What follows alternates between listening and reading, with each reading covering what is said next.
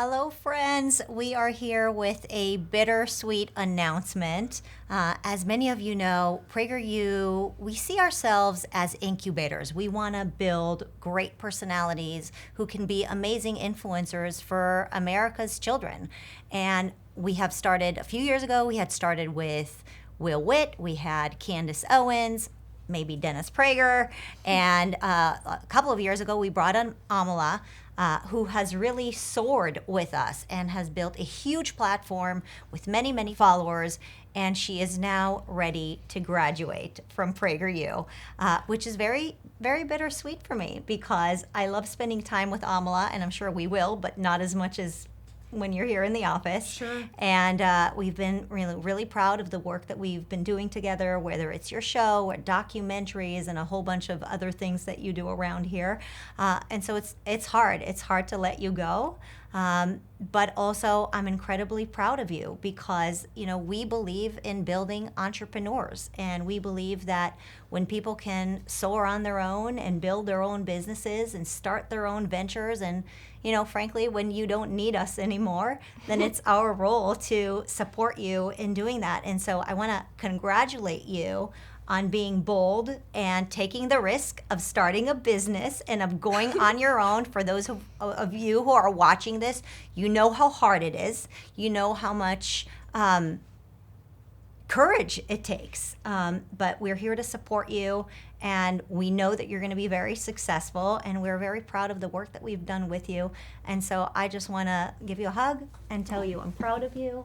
And you know, nobody fully leaves PragerU ever. That's true. Will Witt still calls all the time, and so does Candace Owens, and I hope so will you. But all of us, and I'm sure the people that are watching, could not be more proud of everything that you've already done here and that you've done for America.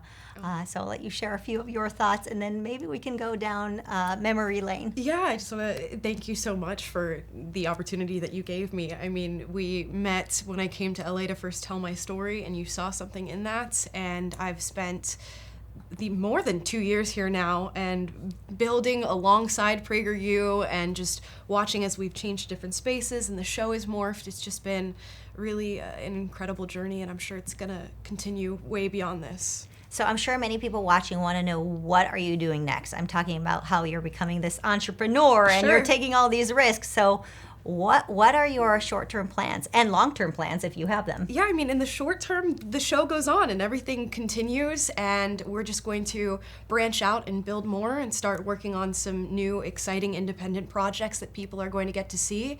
But the message stays the same. I think the audience will stay the same and hopefully grow, and we're just taking the journey independent. Great. Well, awesome.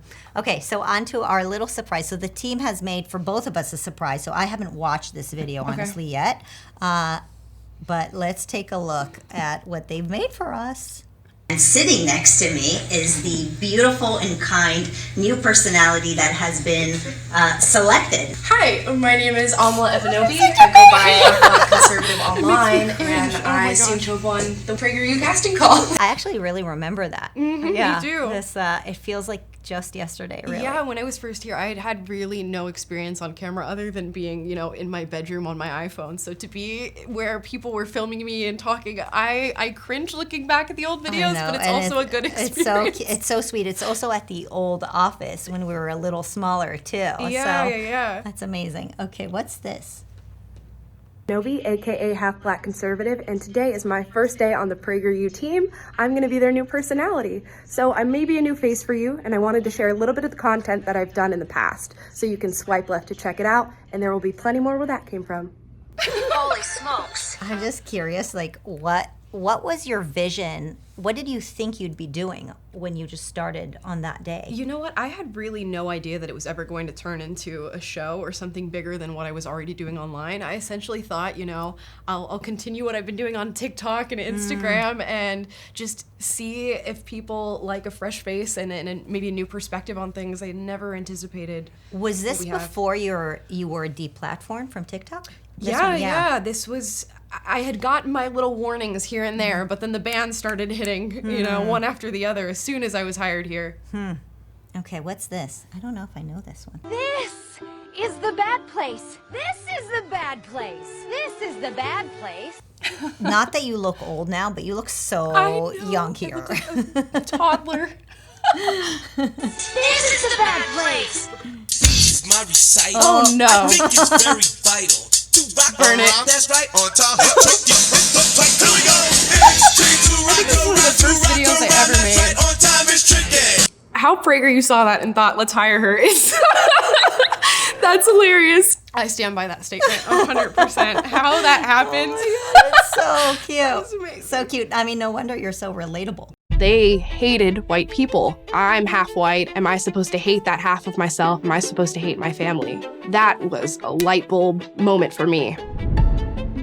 My name is Amala Ekpunobi, and this is my story. Those are your stories of us. That was your kind of like video that we launched your profile. Yeah, I think somebody at PragerU had found my content online and said, come do this series we have called Stories of Us, and we sat for a couple hours and talked to one another, and I mean, I could have never anticipated what that was going to turn into. At that point, there was no talk of a casting call or working here at all. It was just doing that to have the conversation. Well, for us, it was a way to tell if you can tell your story, but right. It was the but trial. yeah, that's your trial, the secret trial of Stories of Us.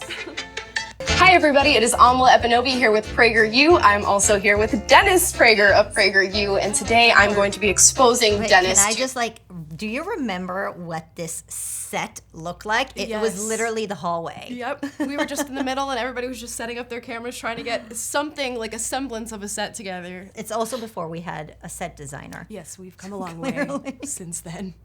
To the depths of the internet, and by that I mean TikTok, a very famous platform. I'm sure all of you have spent your time on that and are very familiar with the app. Dennis, maybe not so much. That is correct. Okay. Should I?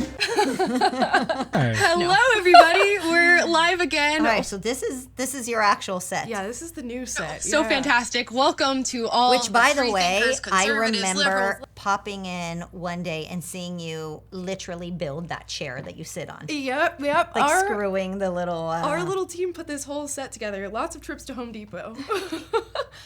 Leftists, everybody who's going to be eventually watching this show, we hope. This is Unapologetic Live. How crazy is that? Do you remember where the name Unapologetic came from? You. Yeah, I mean, we sat and workshopped and we're trying to think of the vibe of the show and the general brand and the message we were putting forward, and you were like, unapologetic. You shouldn't have to apologize for what you think and what you feel. And we still stand by that, to this day. I think it carries through in every single episode that we put out. That's awesome. It's so fun. It's so fun to see it, so powerful. Hi, everybody. It is such a pleasure to be here, and I really want to start my speech in an important way, and that is for all of you to give a round of applause for yourselves. And when I speak to people, I'm not speaking from the perspective of myself now. I'm trying to speak to my former self, and I'm trying to reach them with compassion.